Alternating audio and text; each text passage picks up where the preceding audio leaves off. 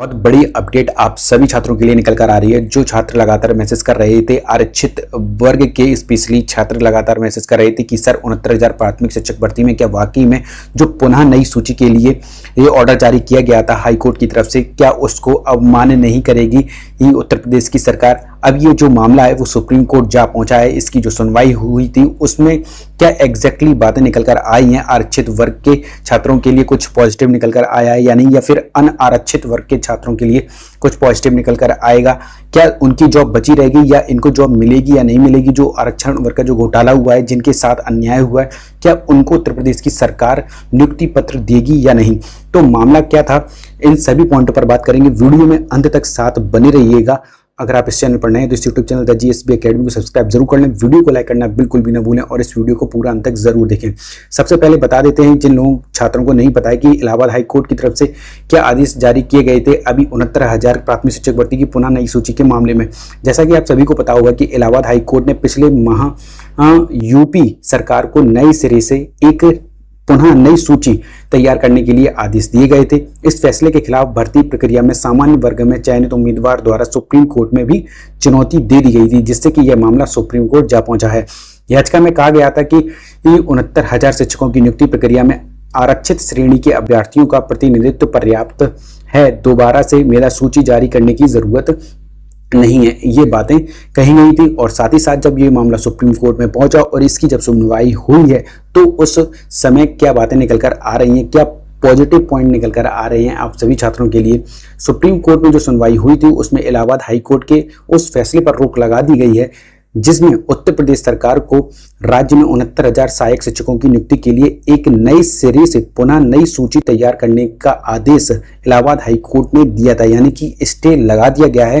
यानी कि इधर तो अनारक्षित जो छात्र थे, जो चयनित थे, उनके लिए पॉजिटिव खबर निकलकर आ रही है। अभी तक हाईकोर्ट ने शिक्षकों की नियुक्ति में आरक्षण नियमों का पालन नहीं किए जाने के आधार पर जून 2020 और जनवरी 2022 में शिक्षकों की नियुक्ति के लिए जारी मेधा सूची को रद्द करते हुए यह फैसला दिया था।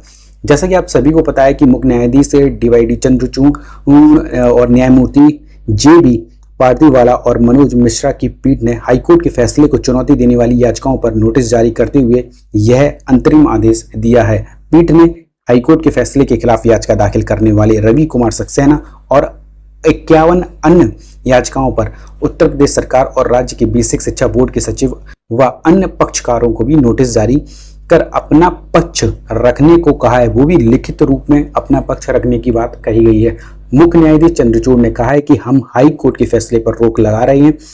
पीठ ने कहा है कि 23 सितंबर से शुरू हो रहे सप्ताह में हम इस मामले में अंतिम सुनवाई करेंगे। यानी कि अभी आप सभी पक्षों को लिखित सुनवाई के लिए जो भी चीजें होंगी वो उनसे मांगी गई हैं। जो उनका पक्ष होगा वो अपना पक्ष देंगे। फिर 23 सितंबर को आपका हो सकता है इस मैटर का जल्दी निपटारा हो जाए।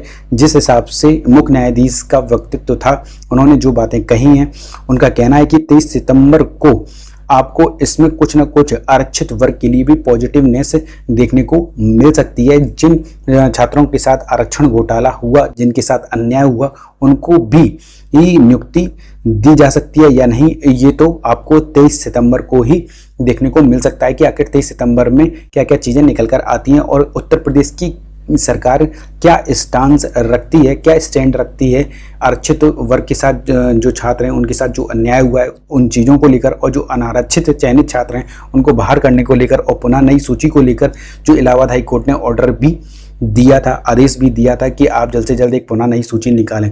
तो 23 सितंबर को सारी चीज़ें क्लियर हो जाएंगी।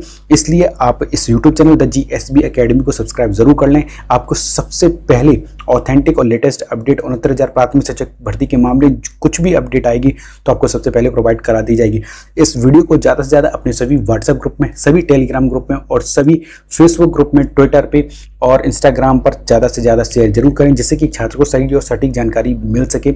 अगर आप द GSB एकेडमी के यूट्यूब चैनल को सपोर्ट करना चाहते हैं तो नीचे दिए गए सुपर थैंक्स ऑप्शन पर जाकर सुपर थैंक्स ऑप्शन को क्लिक करते हुए सुपर थैंक्स ऑप्शन को का बटन दबाते हुए द GSB एकेडमी के यूट्यूब चैनल को सपोर्ट जरूर करें। वीडियो को लाइक भी करें।